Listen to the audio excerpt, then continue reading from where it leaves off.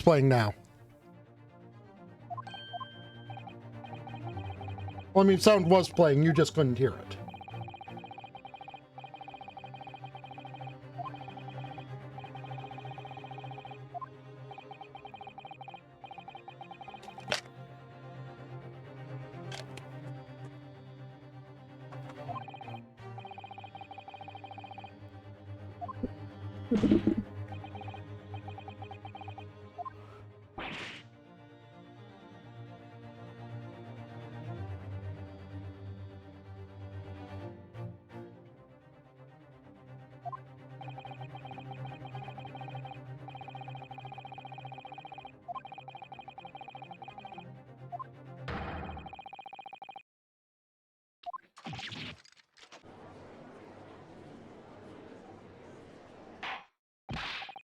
Wario loves garlic.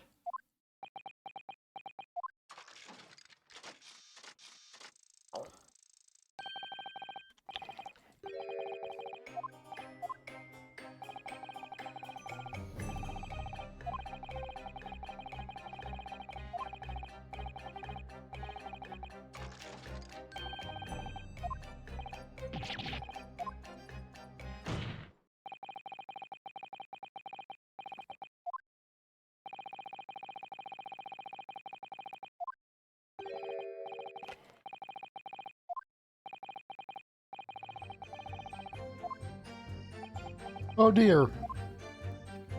Bad weather in your area, I take it.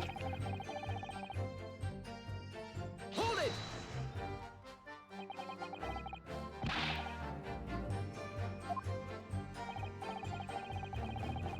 That's the GameCube one with the legendary pause music.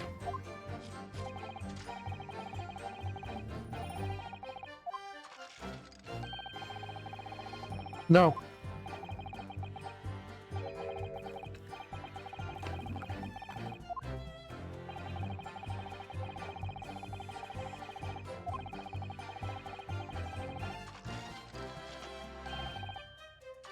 Objection!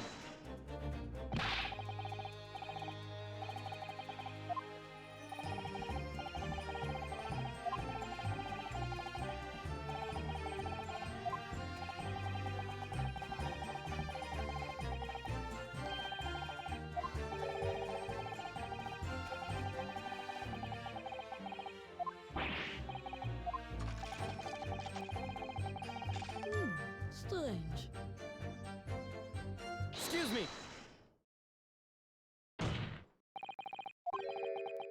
Okay, we're about to where we were before.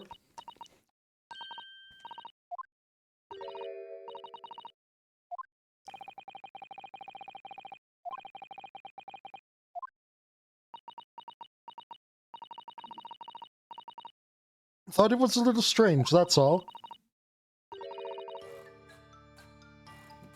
How Monsieur Drebber could claim this now.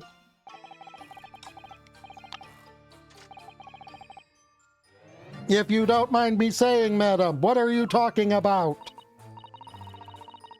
Well, when I met you 10 years ago at your university dormitory, you recounted to me about your adventures in the cemetery, no? Including the gunshot. Stop! You might want to watch your tongue, you know. Objection! Have a care, Drebber. That's no way to speak to a lady. Van Zykes, you're not stealing her from me. Please, Madam Chispels, carry on. Of course. According to what Monsieur Drebber told me at the time, he did hear a gunshot from behind him and the bullet hit the condemned man. I said nothing of the sort. No, you were very explicit about the details, about the mask that the figure was wearing, and the blood that splattered over you when he was shot. Enough! Shut up, woman! You're making all this up! That will do! Mr. Drebber! Yes? You refute the account just given by Madame Chispels?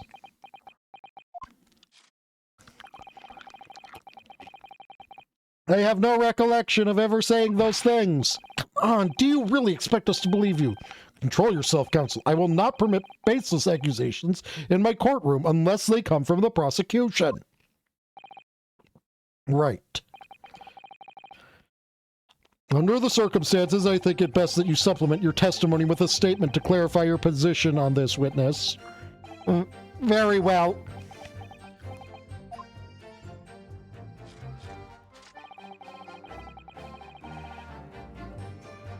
Okay, here we go. Now we've got the... Objection. Mr. Drebber, do you remember this camera? But that is the camera from the fateful night. Yes, we borrowed it from the House of Horrors. It's the camera you took with you to the cemetery that night, Mr. Drebber. And is that supposed to be significant? This kind of camera is rarely seen in our homeland, so my colleague and I were keen to examine it closely. You notice the lens extends forward on the end of some bellows. Like this.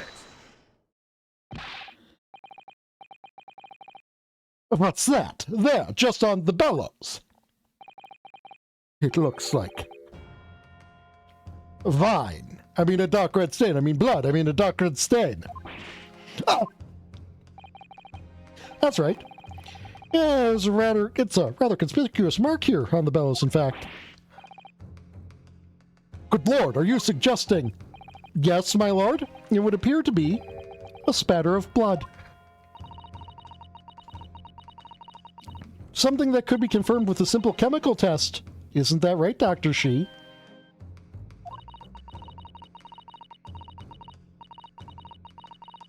It would be difficult to determine if it was human blood and not the blood of some animal.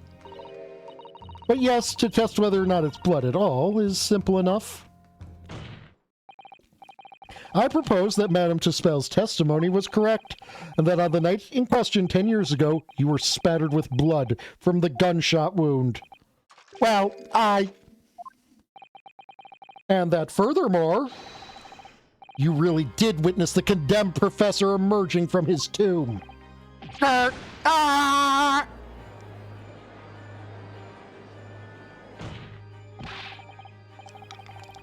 There's simply no way you could have forgotten such a traumatic experience other than the many ways that people forget traumatic experiences. In other words, the only explanation is that you're trying to hide the fact that you saw the professor that night. But why? Why would he want to do that? Well, not for his own gain it would seem. For whose then? Who could benefit? Mr. Drebber is obviously lying in order to protect somebody. My goodness, that he's shielding someone. Yes, my lord, and clearly it's someone who doesn't want the truth about the professor coming back to life to be exposed.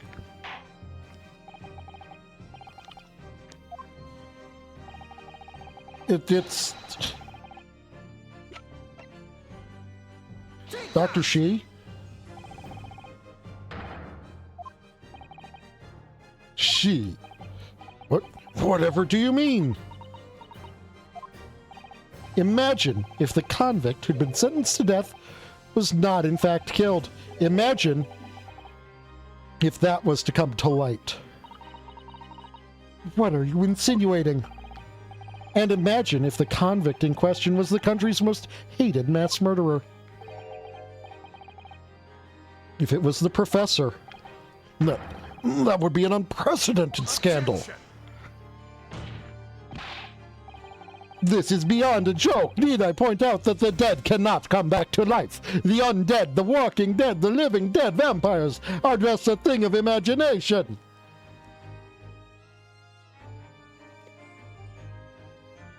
Yeah, go get safe. Go hide in go hide in...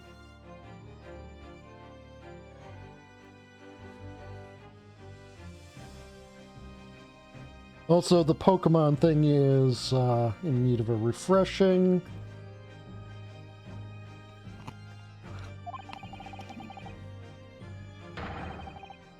What you're suggesting would mean that the execution never actually happened. Yes, that's exactly what it would mean. That or the execution was botched. Objection! Once a man is sent to the gallows, he hangs. No one could escape, not in Great Britain. But the fact is, there was a witness to the fact that the man did escape his hanging. If that were really true, Counsel, the implications of misconduct would not stop at the supervising coroner. It would taint the honor of the entire judiciary from the ground up. Oh God, is Strongheart getting implicated by this?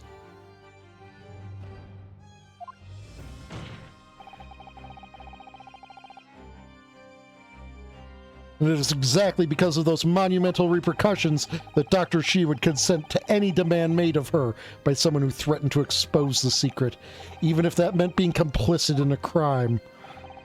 You mean? I mean that Dr. Shi wasn't collaborating in Mr. Reber's wicked scheme? She was coerced into collaborating in order to protect her decade-old secret.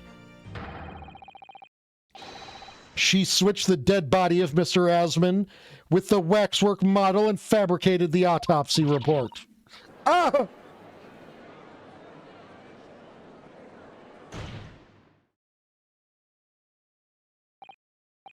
Lord Van Sykes?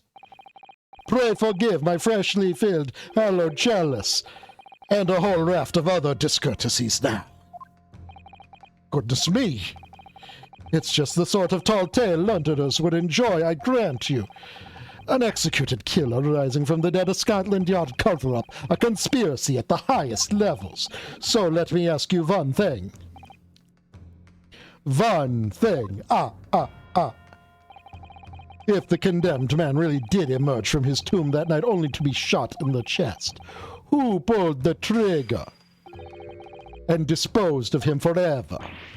Well, I have no idea at the moment. We have too little information to work that out at present, I think. I couldn't agree more. The Old Bailey is no place for wild fantasies. And have you considered this, my learned Nipponese friend? Considered what? Do you realize what a dangerous endeavor it would be to coerce this vermin into such criminal activity? It's tantamount to declaring war on the entire British police force and judiciary. Quite. Hard to imagine any sum of money being offered for research could warrant it. To rely on some stage deception when so much is at stake would be madness. Okay, now we're going to need to prove the motive.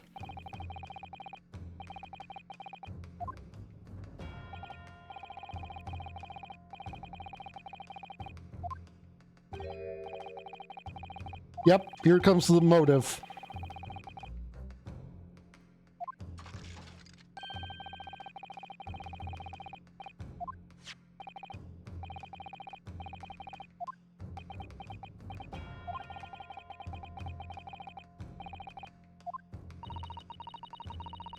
And we already know the motive.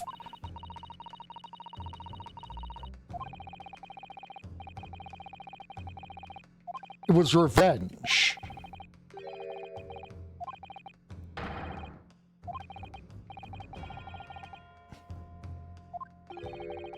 Your time is up, my learned friend. I'd say you have one last chance before the jury loses their patience with this charade. Let's see if you can back up your heady proposal, shall we? Yeet. I just like how Kazuma just basically just went, what the fuck, dude? How do you explain why this engineer would throw away all caution to the wind and threaten his own country?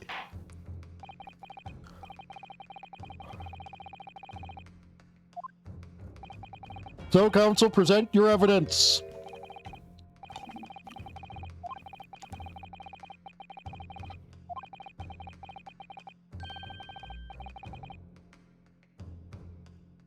How do you know you're going to have to present two pieces of evidence, my guy?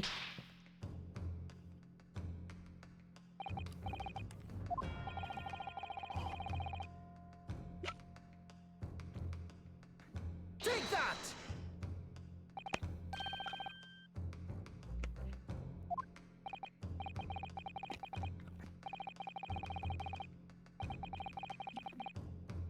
That was written 10 years ago and every detail has been examined already. What could it possibly tell us? That drivel should never have been written. It's typical gutter press nonsense. That means nothing. Yes, on its own, it isn't particularly significant. However, when considered alongside another piece of evidence, it will completely explain your motive for wanting Mr. Asmund dead. What are the evidence? Counsel, you will present your supplementary evidence without delay.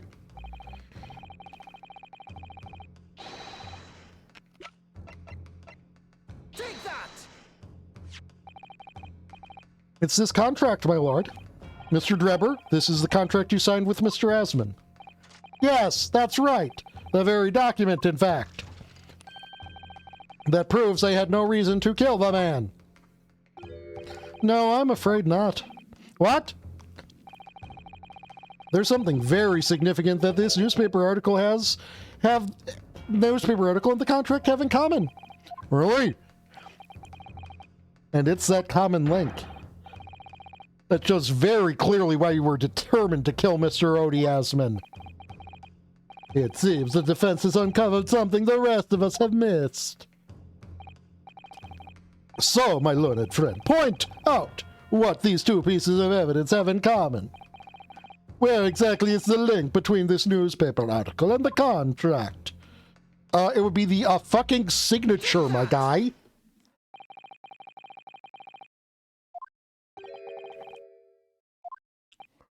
A signature? The signature on the illustration that accompanies the 10-year-old article and the signature on the contract belong to the same person. What?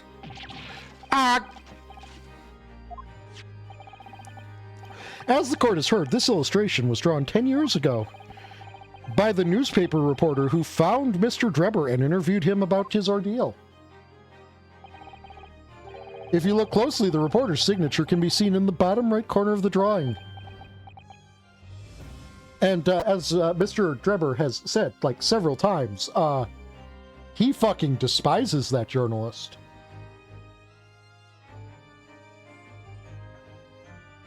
That journalist ruined his life.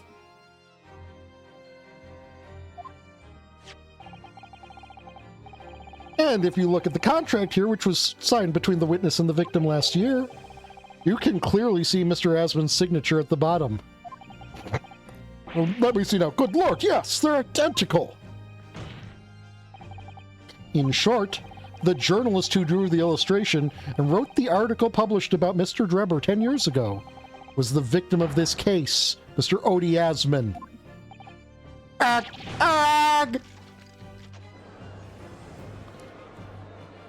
Objection! But explain to the court why. Why would that constitute a motive for the witness to murder Asmund? Because he said in no uncertain terms that that article ruined his life? Well, if you think back, you'll remember that Mr. Drebber talked about that article in his testimony.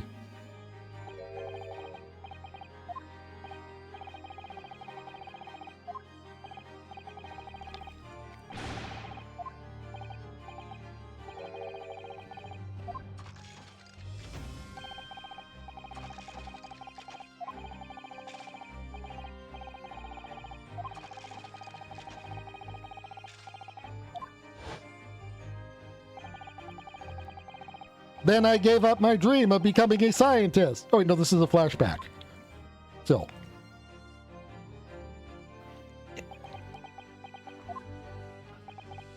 At the time, you were a student of University of London who dreamt of becoming a scientist. However, this single newspaper article changed your entire life. Mr. Asman used to be a newspaper journalist, did he? He did, my lord. In fact, it's a widely held belief that Asman managed to position himself at the heart of his criminal network, thanks to the many dubious connections he made during his time as a reporter.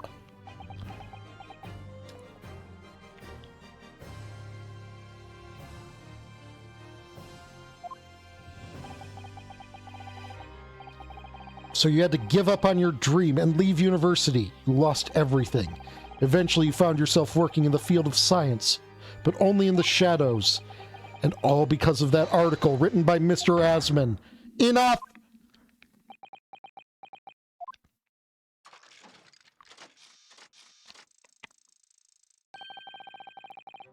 Stop this endless drivel about my life.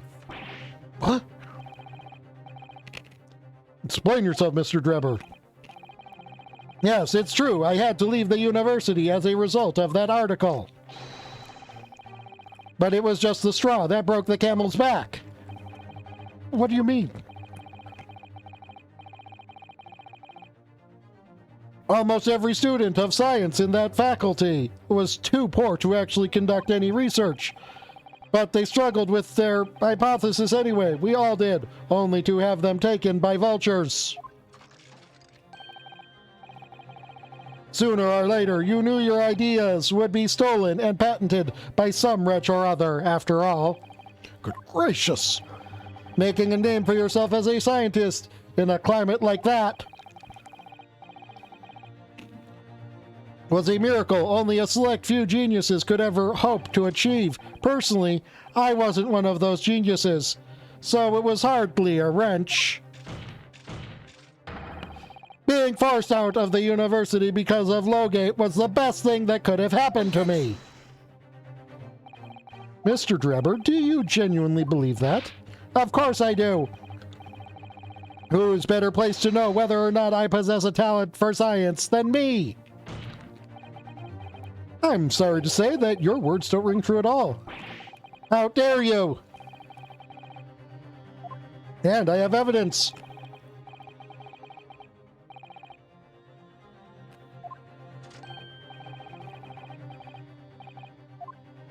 Show the evidence!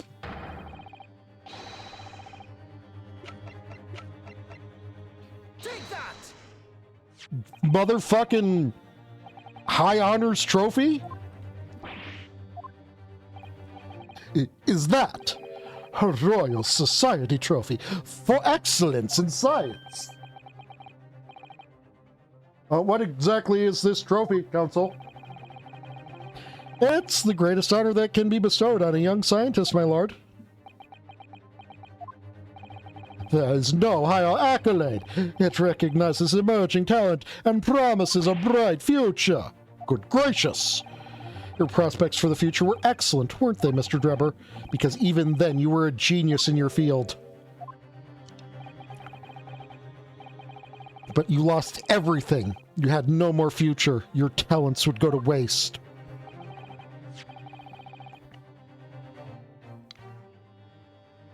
All as a result of this one newspaper article. I don't know when you realized who Mr. Asman was, but when it dawned on you that he was the same journalist who 10 years ago ruined your life, it's abundantly clear that you had no intention of forgiving the man.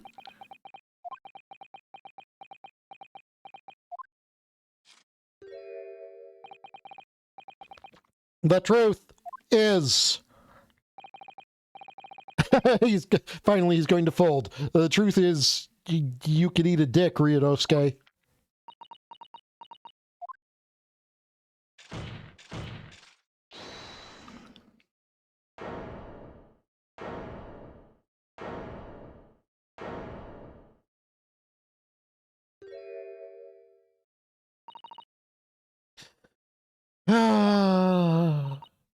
Fine.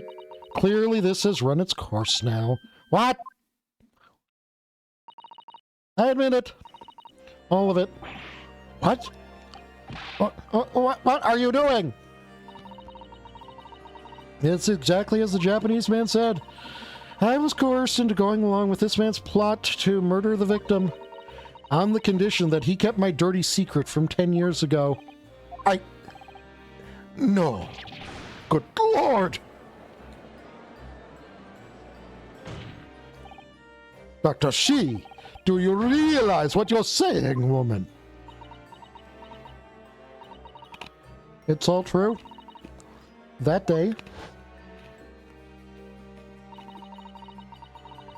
when I arrived at the Crystal Tower and saw the birdcage, my heart nearly stopped beating.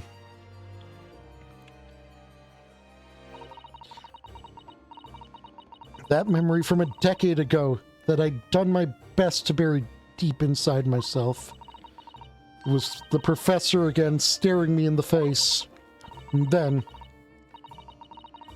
before I had a chance to react, I noticed something else. Letter.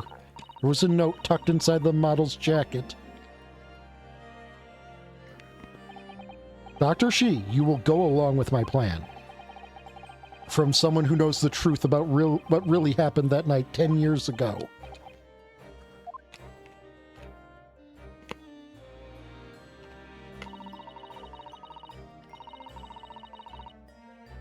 All the instructions were there in the note. Every detail was meticulously written out. I had no choice but to do what it said. I made all the necessary alterations to the scene and fabricated the autopsy report as instructed. There was really no other choice. It had to be done to protect the judiciary. I can only apologize now.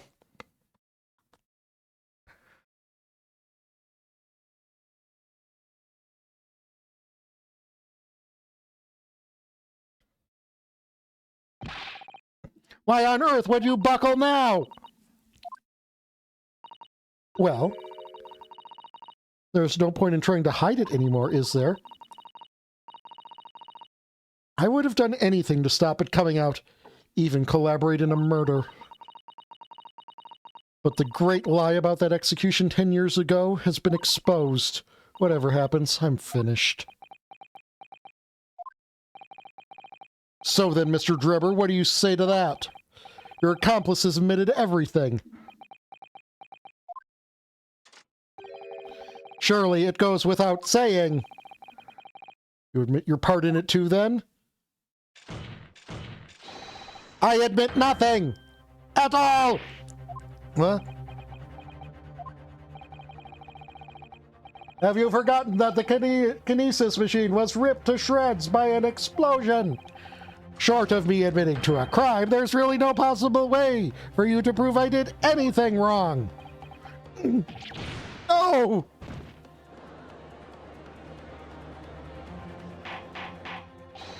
Order! Order! Order! Whatever this man says, I admit everything. He threatened to expose my secret, so I went along with his plan. And Lord Van Zykes? Yes. I hope you'll accept my apologies. What happens next is in your hands, of course. I have heard more than enough now. I hereby present the final findings of this court. This trial is not the proper forum in which to pursue the alleged wrongdoings of Mr. Drebber. I am upset for so many reasons right now. On the account of him saying something that is very correct.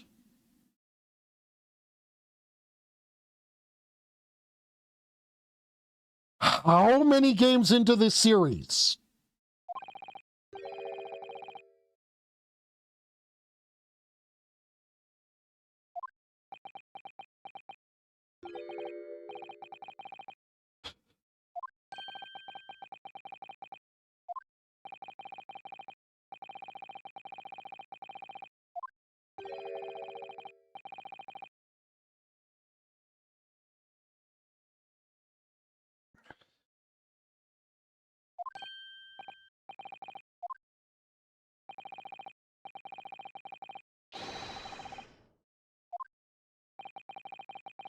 Wait, he's not just saying that, okay.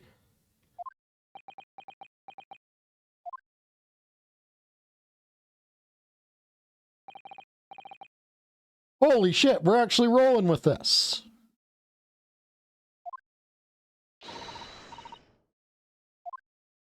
Yes, we have dug so deep into this rabbit hole that we've reached we have reached fucking whatever that people who think the earth is hollow think the inside of the Earth Society is called.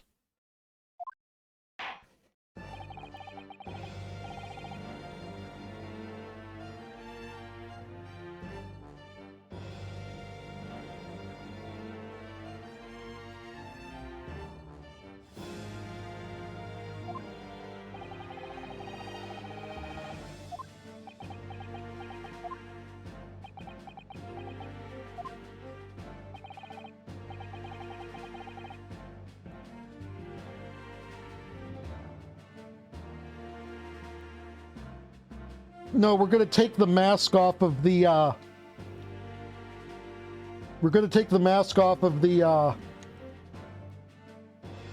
wax statue, and it's going to be like the face of Van Zykes.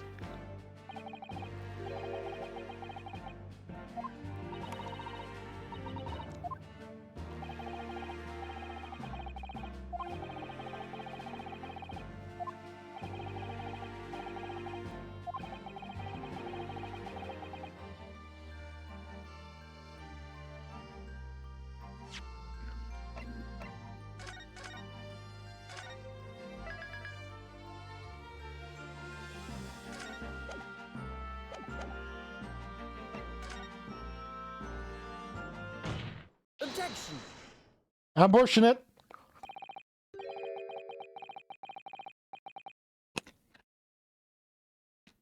The defense objects to the trial ending at this time, my lord. Beg your pardon? We demand one final testimony.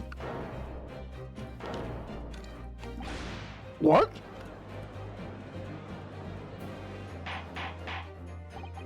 You do realize I'm about to advocate in favor of your client, I presume. You do realize that the last time you did that, when I raised a testimony, that got a guilty man found innocent, didn't you? Don't you? And then I got, like, disbarred for 6 months?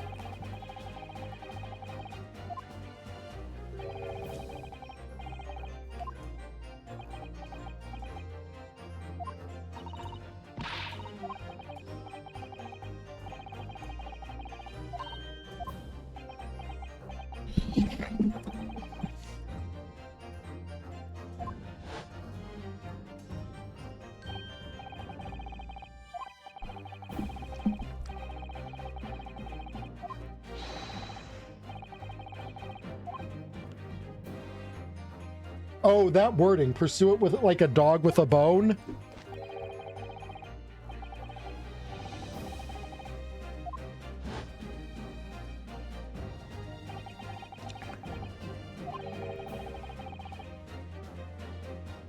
Like a hound, perhaps? Yes, I'm here in court to advocate for my client and to secure an acquittal. Obviously. Except when you do that, when your client is actually guilty, you get punished for it. But that's not all. I believe that I have a duty to the court to pursue the whole truth of the case until every last detail is laid bare. And that is why the defense calls for further testimony from Dr. Shi. Testimony from me. About what? About the nature of your collaboration with Mr. Enoch Drebber. In case it's escaped your attention, I've already admitted to everything I did. The whole truth has already been revealed, so stop wasting everyone's time. As his lordship made very plain, your client will get the acquittal you wanted for him. There's simply no point protracting this business further with another tedious cross-examination. Yeet.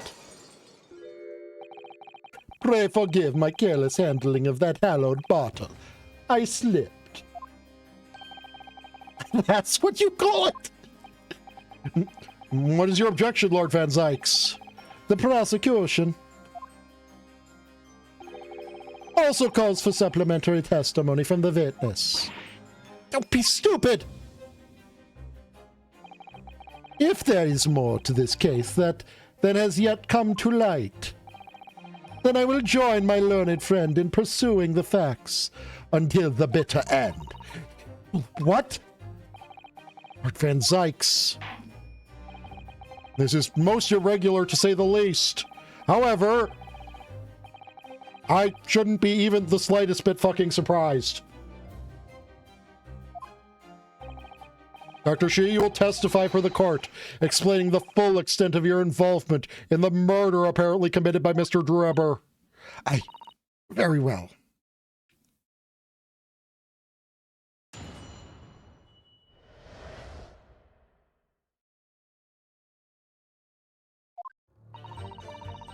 No.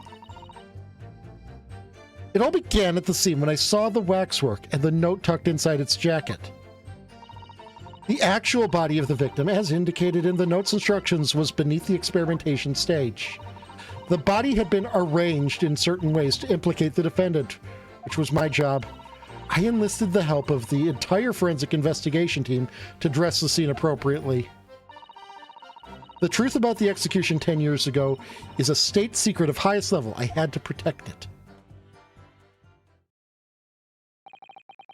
So I was right. The stage and the machine were all specially designed for the deception.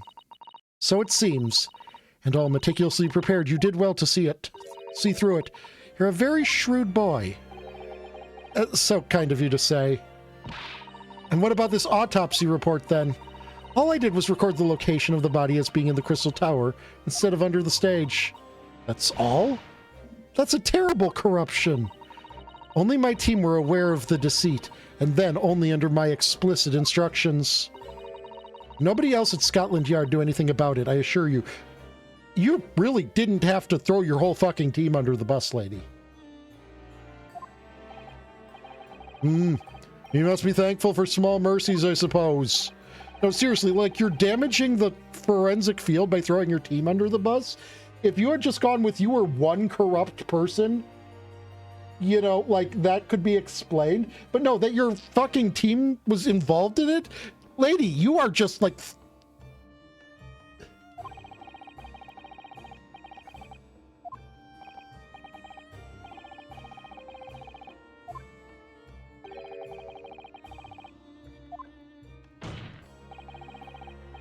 It's the defense's right to cross-examine any witness following testimony.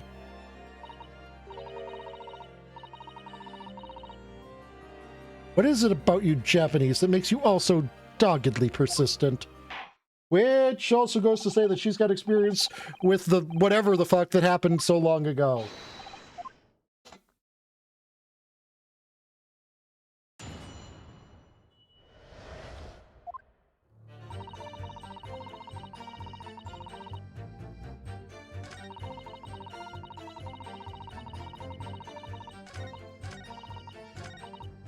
Hold it!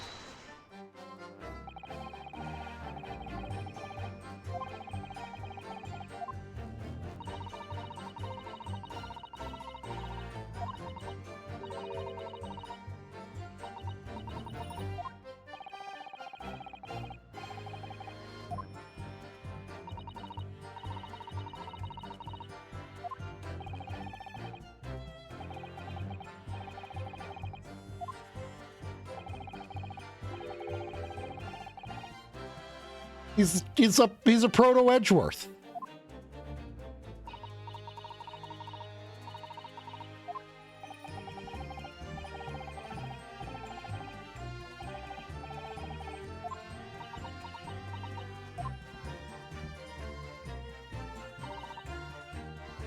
Hold it!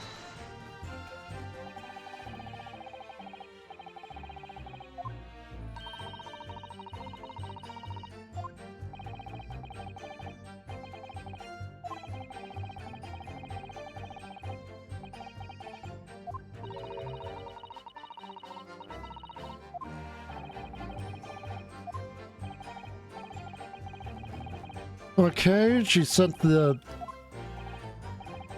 waxwork away.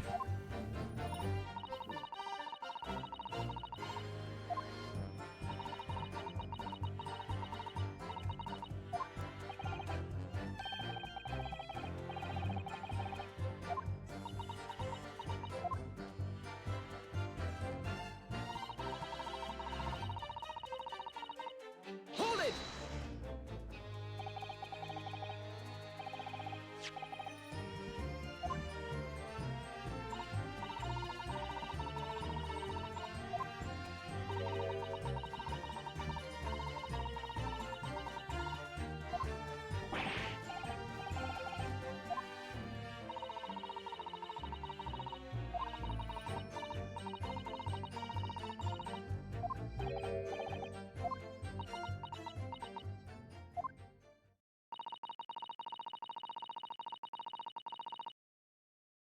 So she did that part alone.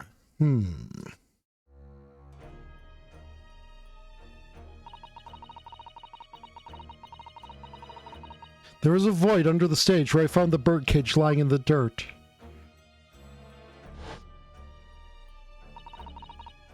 I approached it and leaned down, slowly opened it up. And then I took the screwdriver in both hands and plunged it into the man's chest.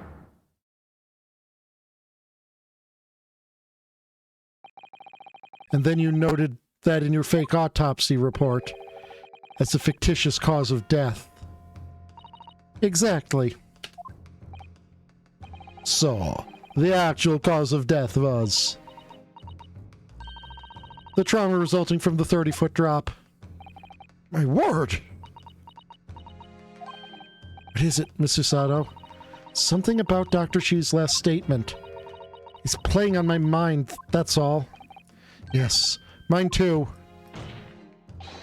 Dr. Shi. There's really no need to shout. I can hear you perfectly well. The defense calls for you to add what you just said to your formal testimony. Oh? Which part? What I want her to supplement her testimony with is...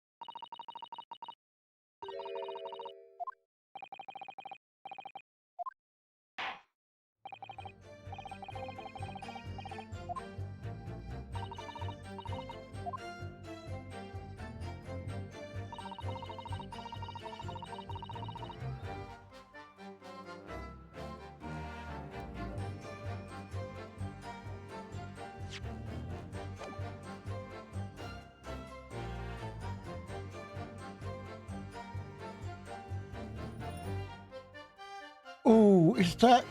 I'm gonna press...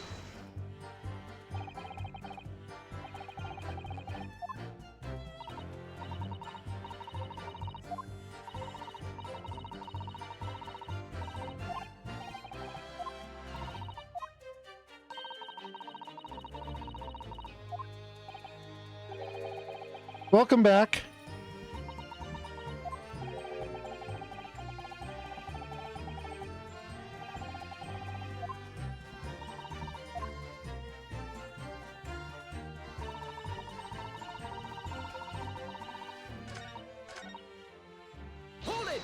Okay, let's see if I can get the other... If this is a... go between the two kind.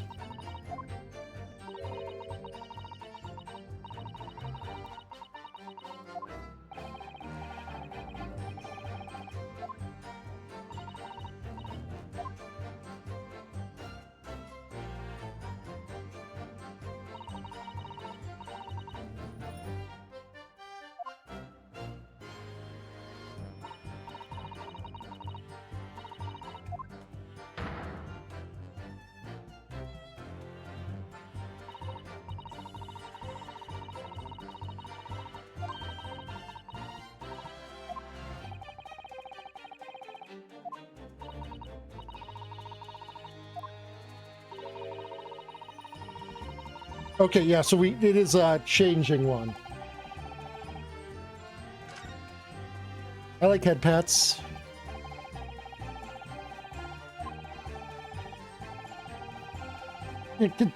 Why can she not add both as supplementary statements? Yes, I'm. That's one of the things I'm thinking of. Hold it!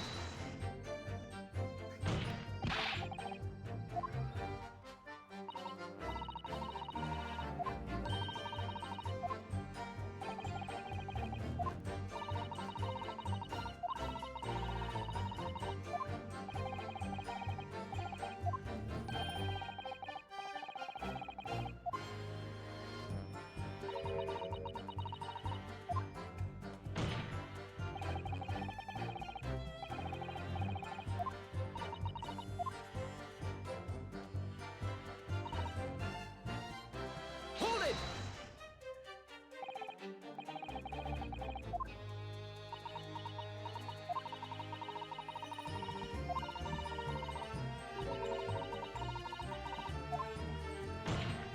Code of chivalry. Yeah, aiding and abetting a murderer, fucking up the crime scene. Yeah, chivalry.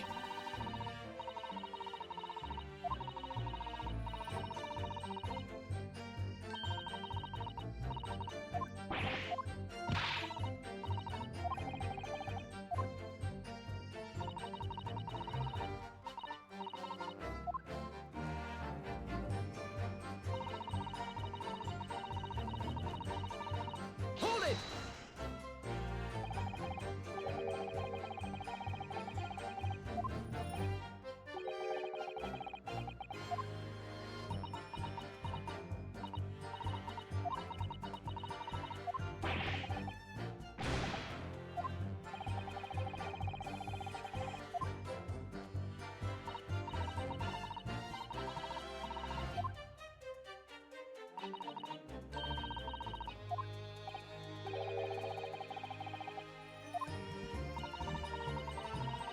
That is entirely possible.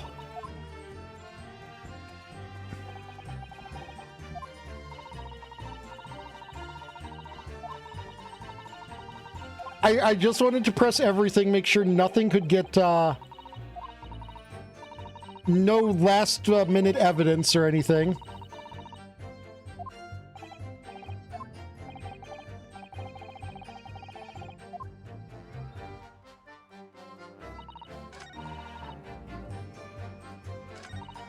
Hold it!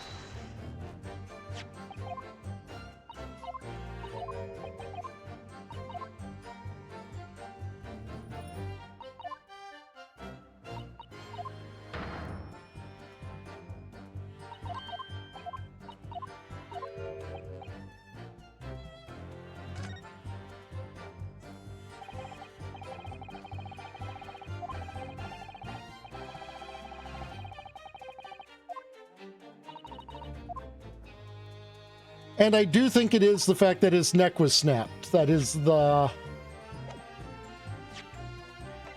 crux of this.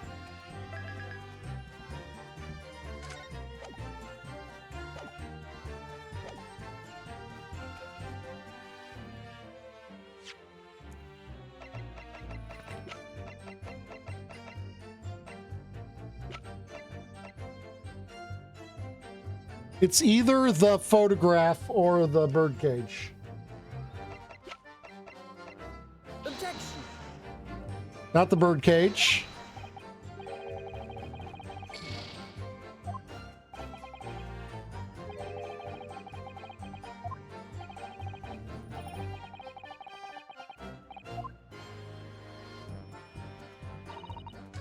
You see, the bird cage, yeah, to prove that he fell downwards, not Objection. the photograph either.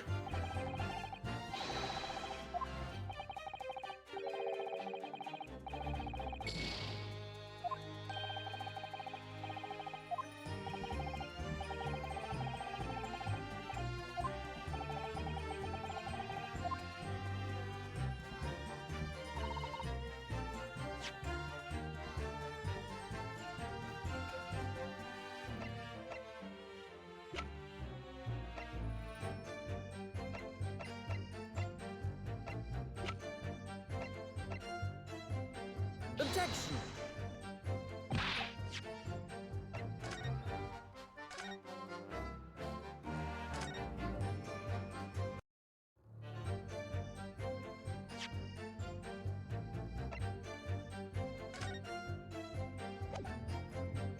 Objection. No, I didn't think it was this either.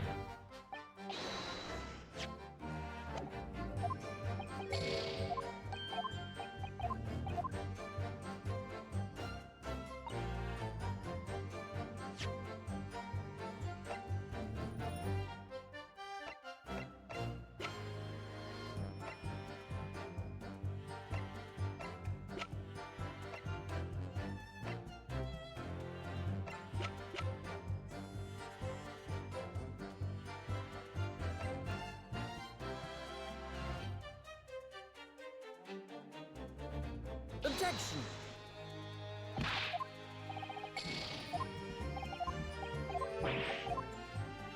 What am I missing to prove this?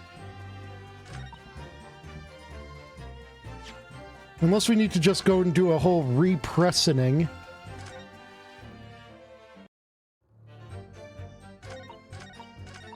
Hold it.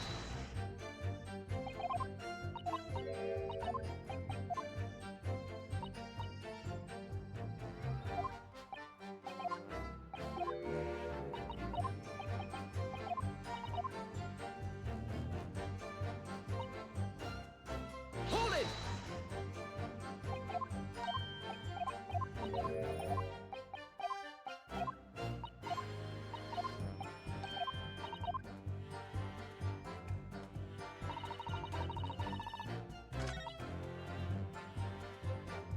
Hold it.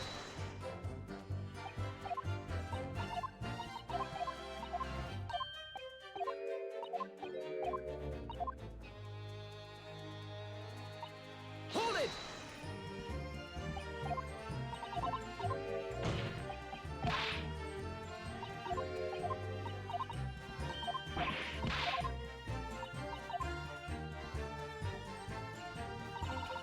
Hold it.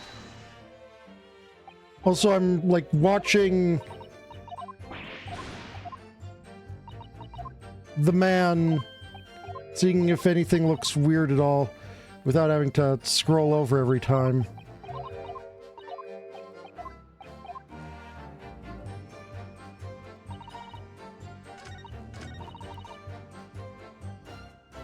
Hold it.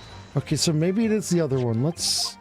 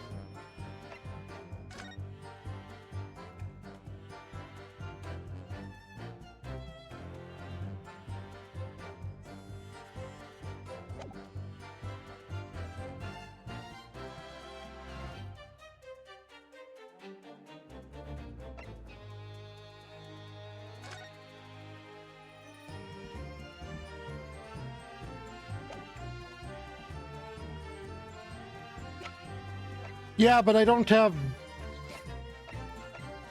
anything on that.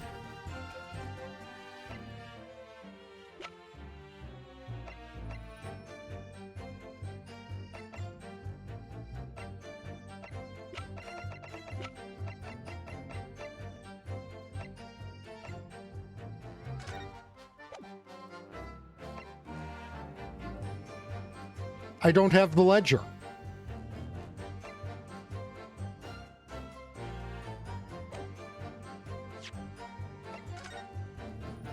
The ledger was never added to the inventory.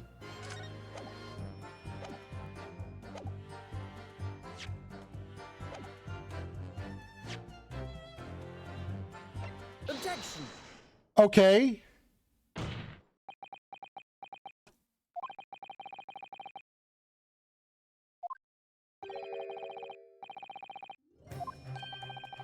Now that I know it's this photograph.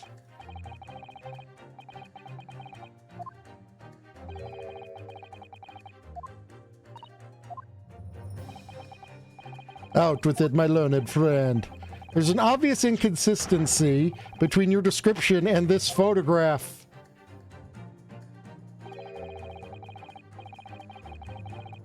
There's a victim in the birdcage following the events that led to his death. The court has already examined that photograph in depth. There's nothing new we can learn from it. Yes, we have already considered it. That's true.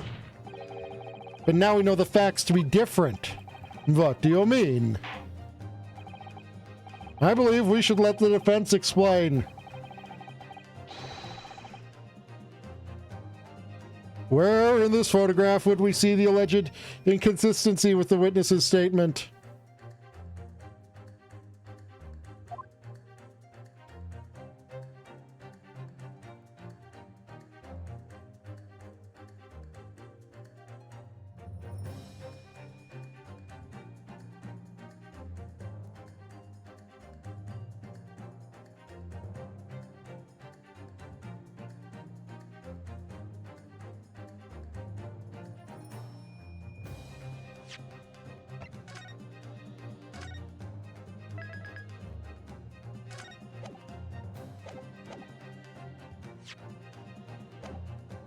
Take that! Look closely at the blood stain on the victim's chest. It clearly extends downwards, in a downward direction, toward the man's feet. And why is that significant, Counsel? Oh, because the blood wouldn't have... yeah. If the victim was stabbed moments before the kinesis machine was set in motion, that's entirely expected. Oh, of course, no, that's not what happened. The blood wouldn't have gone down because he was lying flat. Exactly, my lord. Dr. She made it very clear in her testimony just now that the point when she stole Professor Hairbrain's screwdriver and stabbed the victim was after the grand deception was set in motion, when the birdcage had fallen below the stage out of sight. From the shape of it, it's clear that the birdcage would have fallen on its side after the 30-foot drop. And if the victim really had been stabbed while in the birdcage in that position, the blood from the wound would have spread out equally in all directions. For it to have formed the longitudinal appearance we see in the picture is inconceivable. Given the victim's blood seeped vertically downwards from the wound, it must be the case that when you stabbed Mr. Asman, he was standing up. In short, Dr. She, your latest testimony was a total fabrication. I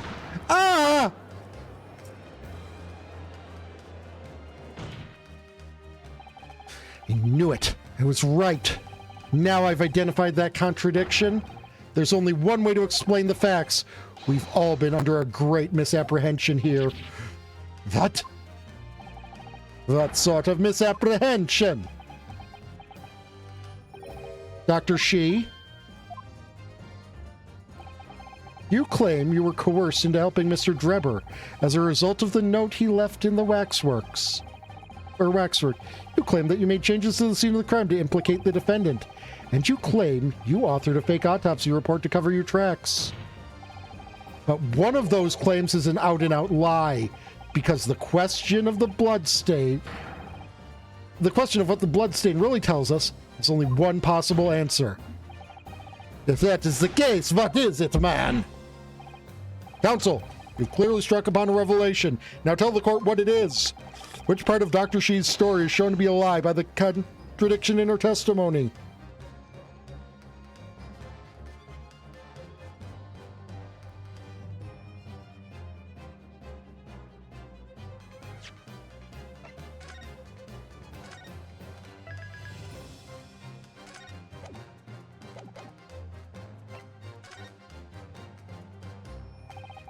The answer is very simple if you consider the sequence of events. If, when the victim was stabbed, the blood from the wound seeped downwards, as it did, we can be sure that the victim must have been either sitting or standing upright at the time. But as you rightly pointed out, the birdcage would have fallen on its side when it fell beneath the stage. Yes, it would, which tells us that the victim must have been in that position of his own accord. Objection! That's impossible. The man was dead, remember? No, that's the misapprehension. When the birdcage fell from the stage into the void below, it must have hit the ground with considerable force.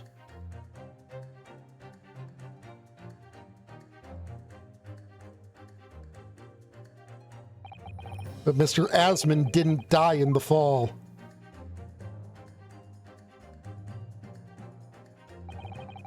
He probably lost consciousness for a while, but when he came around, he got to his feet to climb out of the cage.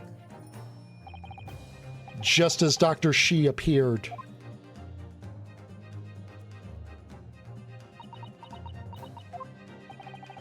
If the victim was in fact alive at that point in time, it changes everything.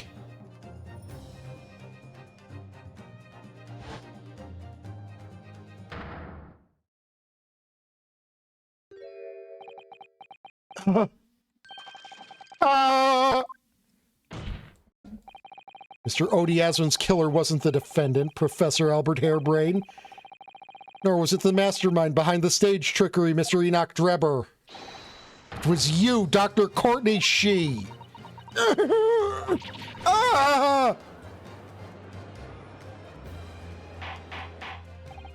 Order! Order! Order!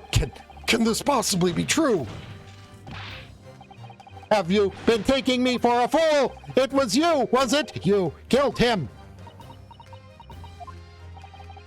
You hoped that by admitting to being an accomplice in Mr. Drebber's scheme, the trial would end, before you were accused of a far worse crime. Cold-blooded murder. Oh, do shut up! You're so desperate now you're making all this up, as if I would do something like that. I assure you the defense is not desperate, Doctor. Mr. Naruhodo has established the facts using evidence and logic alone. And a safe state, basically. Ha, logic? Don't make me laugh. Sadly, your logic has a gaping hole in it. What do you mean? Shh. I thought it was obvious. A motive. Boy, you're lacking a motive.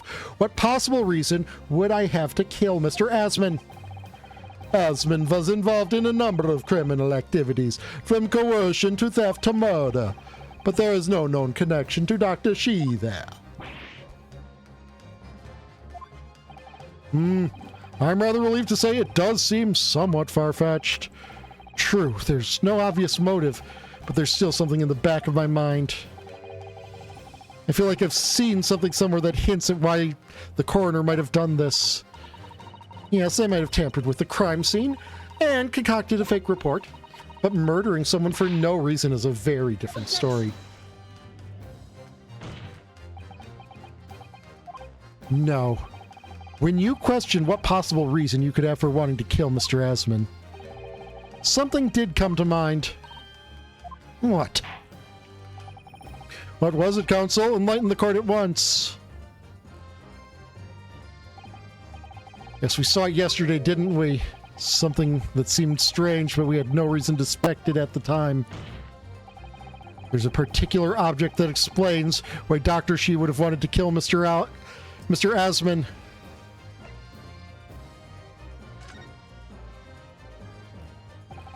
It's a scalpel, or rather, scalpels. What did you say? Scalpels? It would appear the word has struck a chord, Doctor. You! Come on, out with it! It was yesterday when we visited your laboratory.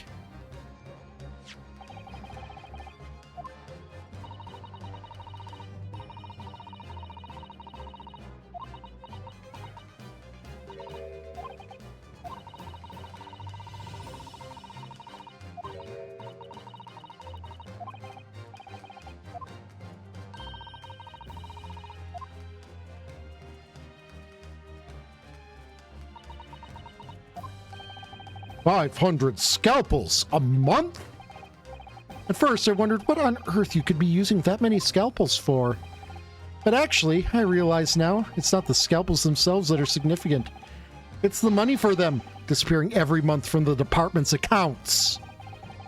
Asmon's criminal organization relied heavily on extortion for its fundings. Tracing the money from the forensic investigation team's account to find where it was going would be extremely straightforward. 10 years ago, when Mr. Asmon was still a journalist and wrote this article about Mr. Drebber, he may well have stumbled upon information as he was researching the story. Information relating to Dr. Shee's darkest secret that he would use to rack money from her for the next decade. Her darkest secret? Good Lord, you mean? I don't know what happened on the night of that execution 10 years ago, but clearly the opportunity to rid yourself of that menace was too tempting to pass up. So in the end, you weren't coerced at all, were you? You did it entirely of your own free will. You stabbed Mr. Asmon in the heart with all your might to silence the blackmailer who knew your dark secret forever.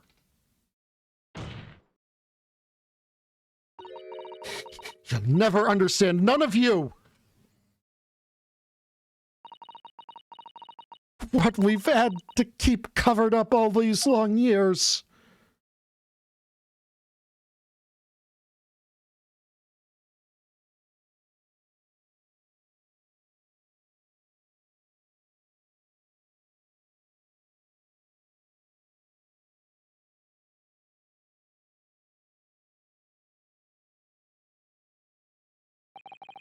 As very little of the machine remains after it was ripped apart by the bomb, the truth of this case can never be properly established unless you speak out.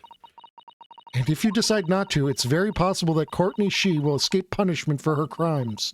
Please, sir, own up to what you've done and tell the court the truth about what happened.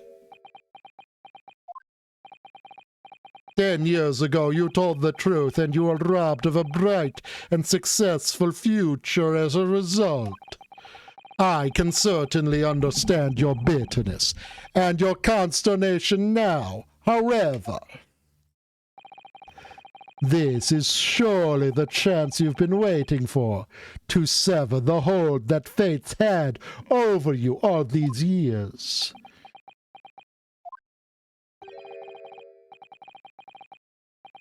Super high voltage instantaneous kinesis? I mean, really.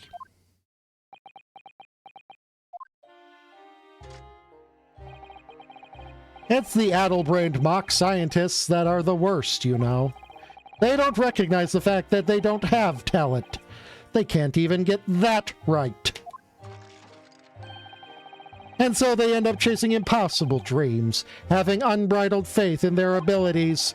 They go on and on about their wonderful hypothesis, their stupid eyes shining like a little child's. They make me sick. I can't abide their foolishness. Careful, Mr. Drebber.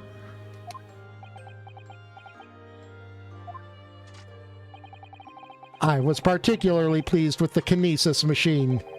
It made for quite a show, didn't it? So you admit it. You admit that it was nothing more than a sham made for the purposes of killing the victim. Yes, I admit it. I did it all in the name of revenge. Revenge for the future that Mr. Asmon's article had deprived you of 10 years earlier. But the revenge you sought didn't stop at Asmon, did it? Which is where the very particular Vaxford comes in. Yes, I see.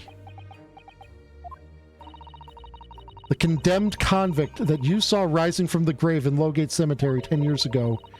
If your account of those events was all true, then obviously Scotland Yard couldn't afford to acknowledge what had happened. Even if it meant discrediting a bright young man and crushing any future career he might have had. So your plan required that you abduct that particular waxwork model in order to exact your revenge on Scotland Yard as well, and Dr. Shi to be precise.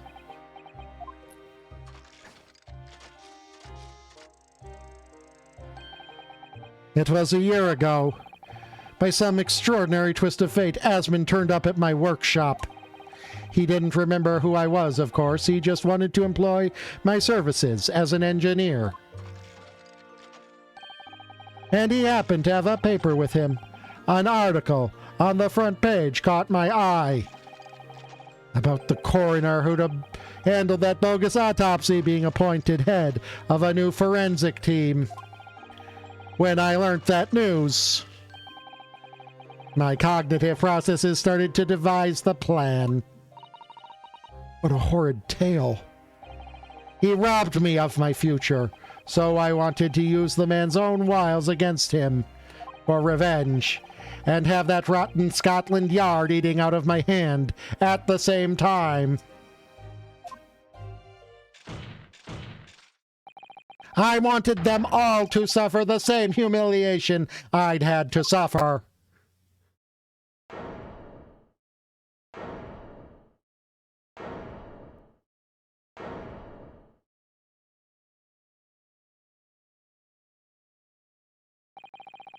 Your actions against those who'd ruined your future were justified as revenge, at least to yourself. Certainly, no one has the right to destroy another's prospects, especially for purely selfish gain. And yet, in carrying out your plan, you did exactly that to someone else, didn't you? Did I? Professor Harebrain's only crime was passion for his hypothesis, but you had no compunction about sacrificing his future to effect your revenge. You knew that he would be forever branded a failure and a fraud. Perhaps life treated you unfairly 10 years ago, and others' misconduct left your life in tatters. But remember this.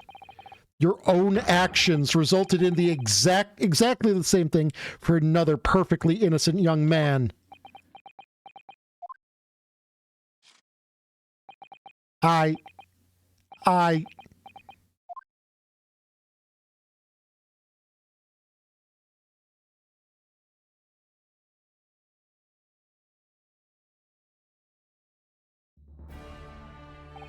Lord Van Zykes, what of Dr. Shi? An immediate warrant for her arrest has been granted and she's been remanded into custody, my lord. I presume she will face trial in the coming days along with Mr. Drebber. A mostly regrettable situation indeed. Most regrettable, not mostly. She's made great contributions to her profession over the years. It really is a hard truth to swallow.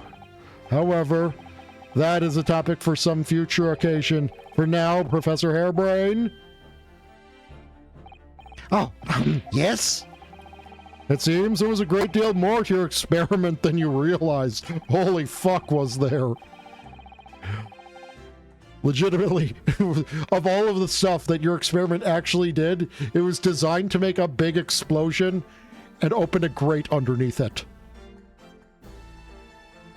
However, I think we can assume now that the sort of details have been brought to light.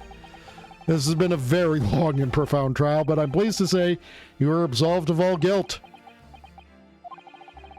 The whole experience has taught me a very great but painful lesson. Me, this dedicated scientist, this devotee of natural philosophy, I've been selfish and self-centered, and above all, a fool. Professor, I've spent my life thinking of nothing but my research, misguidedly believing I could do whatever I set my mind to despite my lack of talent. And the worst of it is, in the process I've caused others pain and misery, others who are far, far greater people than I.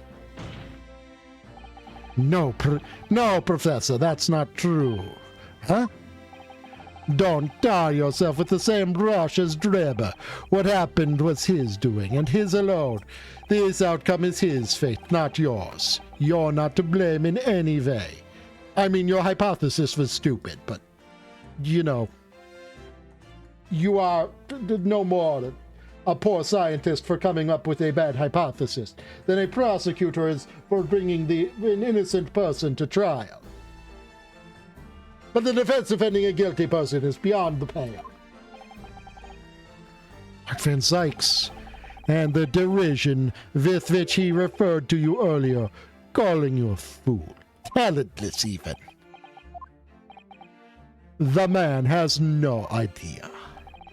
To believe in yourself and work your fingers to the bone, to realize your dreams. That's laudable, not laughable. No one has the right to deride another for such choices. Oh. Thank you, Barak. So, ladies and gentlemen of the jury, yes, my lord. It is this court's expectation that you find the defendant not guilty on the charge of which he stands accused. I presume there are no objections. None from me, my lord. Certainly not. This trial really has made me think, but this is the right decision. It's all been proven methodically and rigorously. I have no misgivings whatsoever. Huh? What's that? He's done, is he? Is all over? I don't know what's become of the yard these days. I don't recognize the place. Very well. In that case, I hereby pronounce the defendant not guilty. Release the confetti and the fireworks. Seriously, you're sure that those are the giant open flames are never going to cause anything resembling a problem? Because I personally think that the giant open flames and the mortars might actually be a problem. Court is adjourned.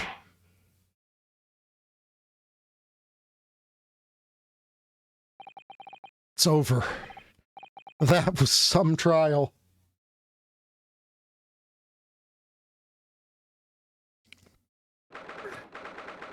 24th October, 4:33 p.m., the Old Bailey Defendant's Antechamber.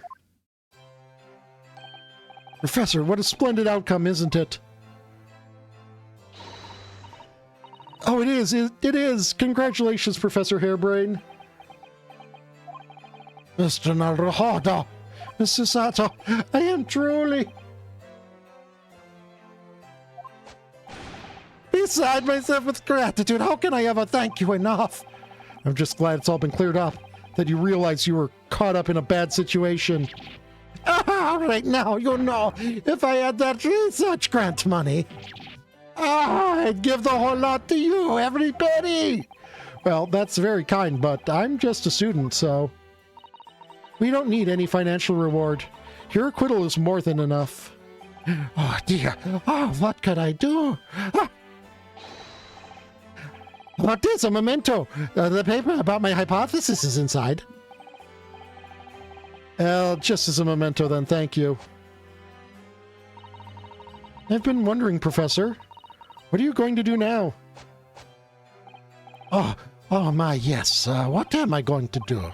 My hypothesis and my great machine lie in ruins. But still, it's been too long since I was last in London, so perhaps I'll enjoy some sightseeing. I must explore the great exhibition while I'm here too, and see if new inspiration hits me. Oh yes, that's a wonderful idea. I can't allow that. I can't allow that. Lord Van Zykes? What are you doing in here? Barak! I'm sorry you had to go through that, Albert. Well, if I'm honest, it was terrifying. You were like a great demon behind your bench there, snarling down on your prey. You're one of the few true friends I have. I couldn't leave it to anybody else to handle the prosecution or the defense. Sorry? Or the defense? Did I just hear that right? I always knew you had my best interests at heart, don't I? How about you show me around while I'm here in town? It's been a long time since we left university. We have a lot to catch up on. Listen, Albert, in a few days, your acquittal will be made official. When that happens, you must head straight to Dover. I'll accompany you. What? From there, you'll cross the channel and make your way back to Germany. I've already purchased the tickets. But no! Hold on a minute, Barack. What about the great exhibition? This is the chance of a lifetime for me. I want to look around. No sightseeing, Albert. Give up on the idea. Sometimes it's hard to see any warmth in those eyes, Barack. Lord Van Zykes? What's all this about? A necessary precaution. Yes, I think I understand. You do? Well, Iris told me that when you met Lord Van Zykes at his office some days ago, he asked how Mr. Natsume was doing. Yes, that's right. I remember being surprised at the time and thinking it was nice of him to ask. The point is, Mr. Natsume is still alive and well, even though it's been more than 6 months now since he stood trial with the Reaper as the prosecutor. You mean the Reaper's influence doesn't stretch overseas? Vampires cannot cross running water, or apparently large bodies. I mean, those in the Reaper's sights meet their ends days or sometimes months after the acquittal. That's been the pattern up to now. But, of course, we know that both Mr. Natsume and Gina were completely innocent. True. And perhaps that governs the Reaper's actions. The truly innocent are spared. But I don't want to take any chances with a close personal friend. But Barack! Like the mustached Nipponese, this man should leave the country without delay. That's why I'm packing him off to Germany at once. Right. Does your friend-shaped package get any say in it? Goodness, was this your intention all along then, Lord Van Zykes? In court, where people think of him as the Reaper, this man seems absolutely merciless, and yet, sometimes, I feel as though I don't understand him at all. It's time to go, Albert. Back to the prison for the time being.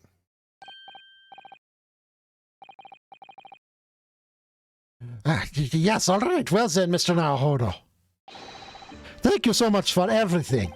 Not at all, Professor. It was a pleasure getting to know you. Best wishes, Professor Hairbrain. Once the dust is settled, you must come and visit me in Germany. Anyway, goodbye for now.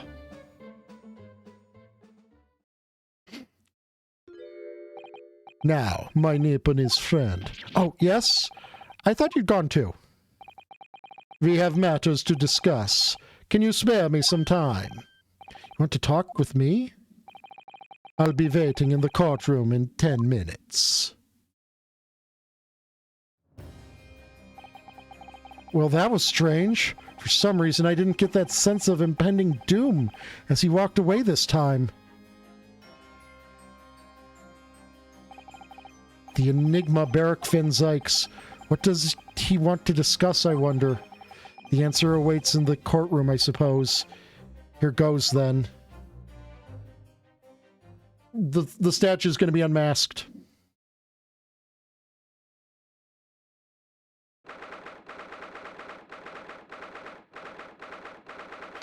Statue's going to be unmasked. It's going to look like Van Zykes.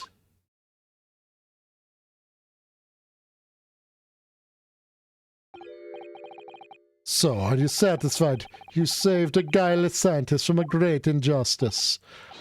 Yes, I think so. I'm relieved, at least, that the man's innocence could be proven. Anyway, I imagine you've been wondering where my animosity towards you Nipponese comes from. Yes?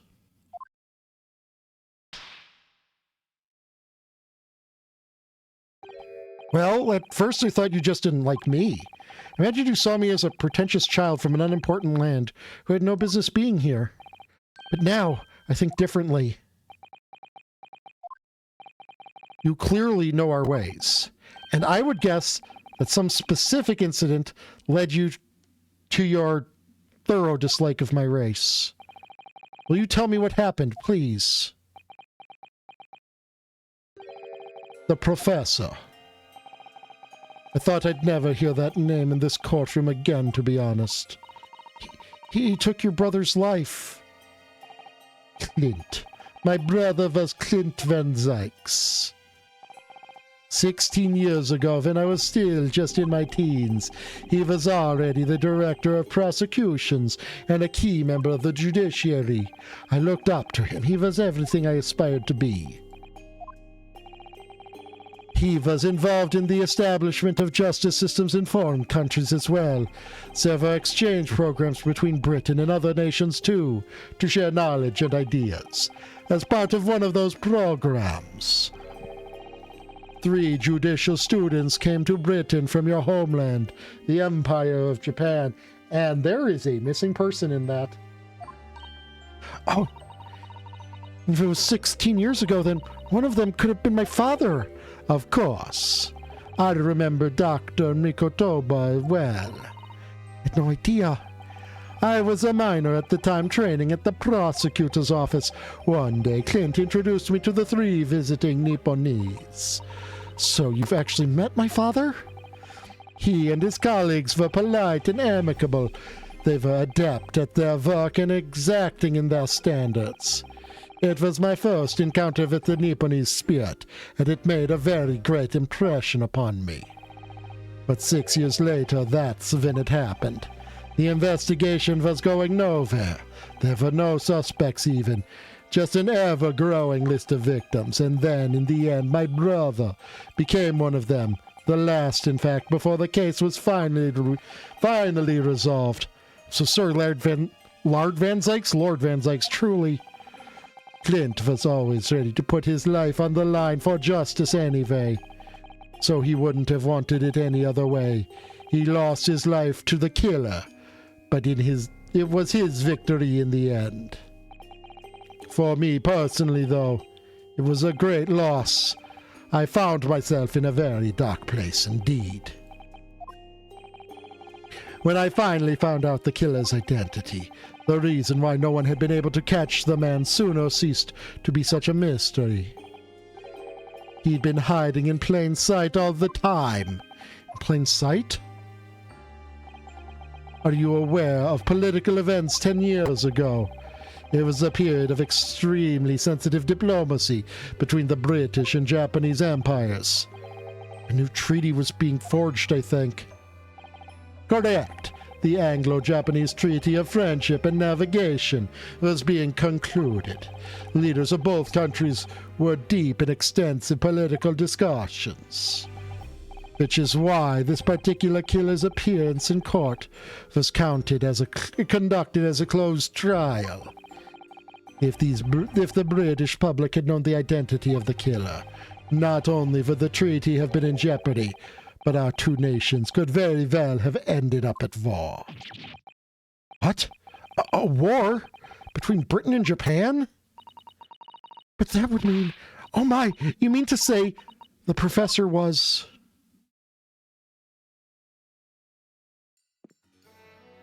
When the trial reached its conclusion earlier, I thought to myself, yes, it's time. Time for you to come face to face with this hideous monster.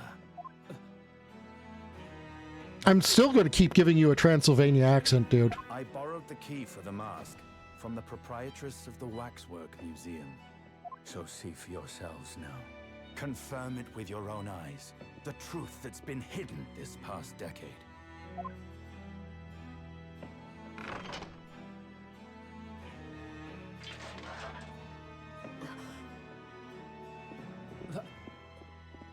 That's the professor? Yes, that's him. Until now, the thought never even crossed my mind that the mass murderer whose crimes shook Britain as never before was Japanese. Wait a minute. That face. I feel as though I've seen it somewhere. It's strangely familiar.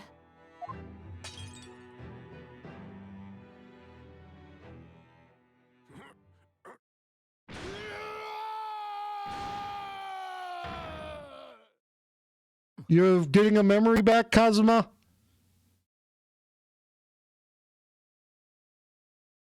It's your dad, isn't it?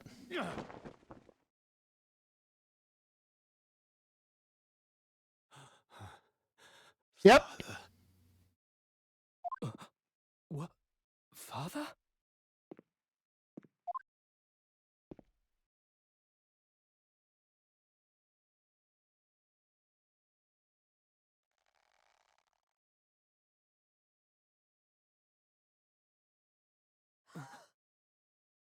Kazuma!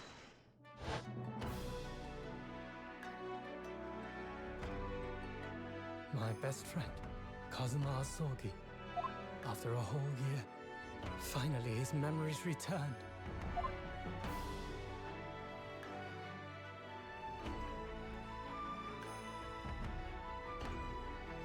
As he stood there before me.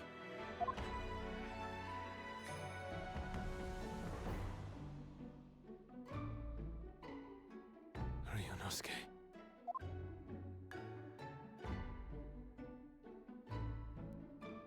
Hello again. My friend. Kazuma-sama! Judicial Assistant Mikotoba.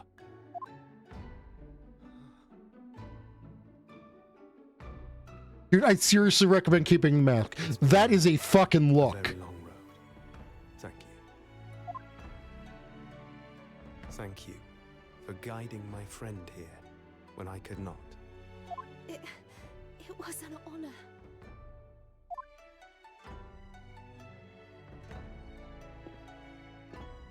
I knew you wouldn't die that easily. Kazuma. I owe you thanks, too, for taking good care of that in my absence. Oh. Karuma, the great blade of the Asogi clan, passed down through the generations. When we left Japan, this sword was at my friend's side. A Japanese man's katana is his soul, and he couldn't be parted from it. But then, when the incident happened, it was Susato-san's wish that I inherit the sword, and I've kept it with me ever since, along with my memories of the friendship we shared.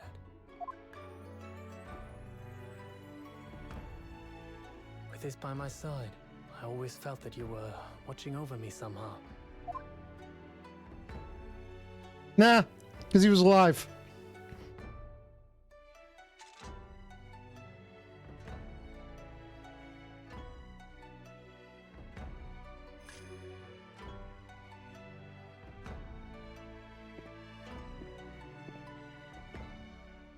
I've made it. At last. Father. Are you saying... Surely not. You mean, you knew all this time? I'm looking at it. But I still can't believe it. This mass murderer is Kazuma's father.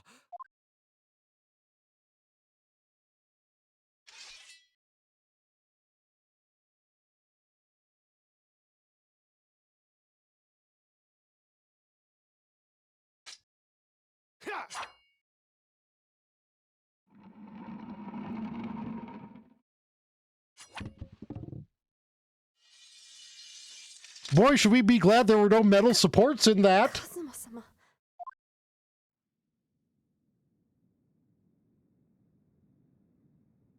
Ryunosuke, we have much to talk about, but now is not the time.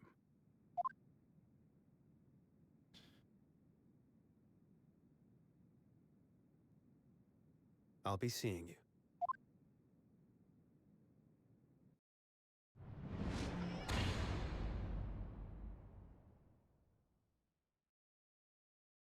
I mean, with how anime that scene was, he would have cut through the metal anyways, but you know. Before he turned and left us there, in the courtroom.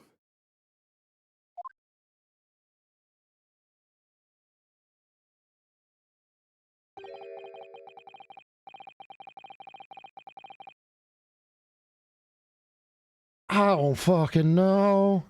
So he's the living afterimage of the man who took my brother's life, is he?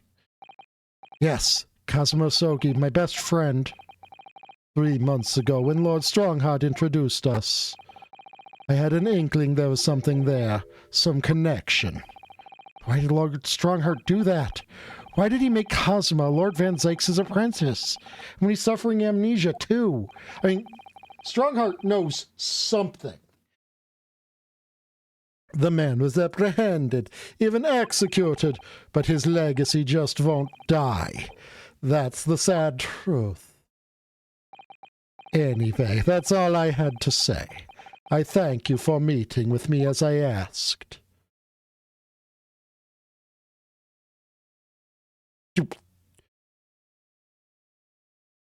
Dude just fucking mist-formed out of there.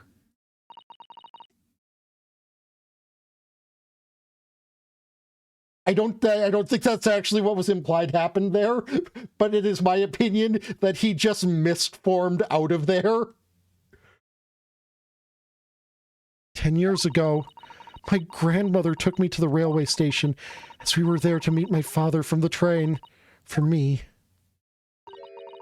it was the first time I'd ever seen him. Poor Susato-san, all this is tied up with painful memories for her too. She's never talked about this with me before, though. It took time to adjust to having father around, but just when I was starting to get used to it, he called me into his study one day. He told me that a great friend of his had passed away in London, and that the friend had left behind a son, a boy, 7 years my senior.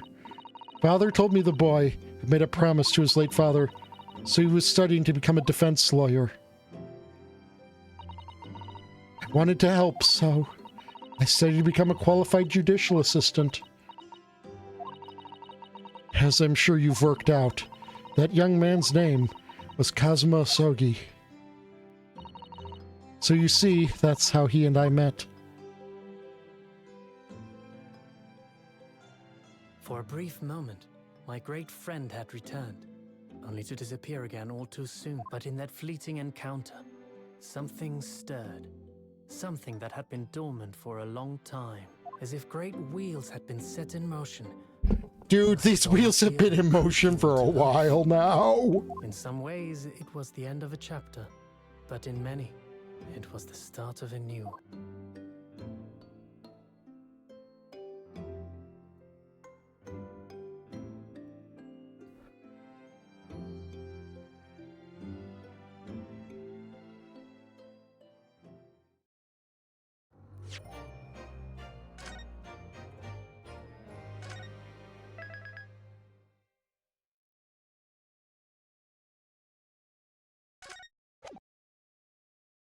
No. In fact, apparently we've got 2 more chapters.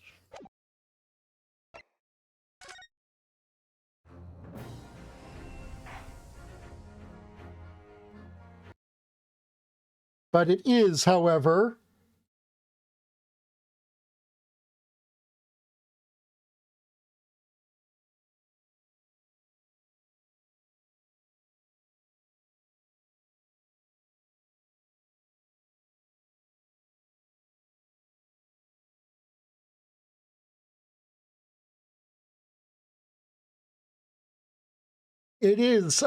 the end of today's stream.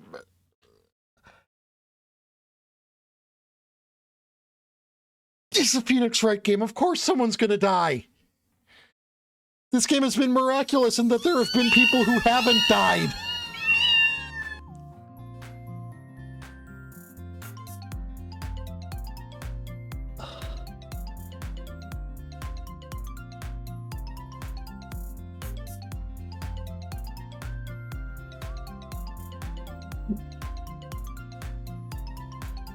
Oh, valid.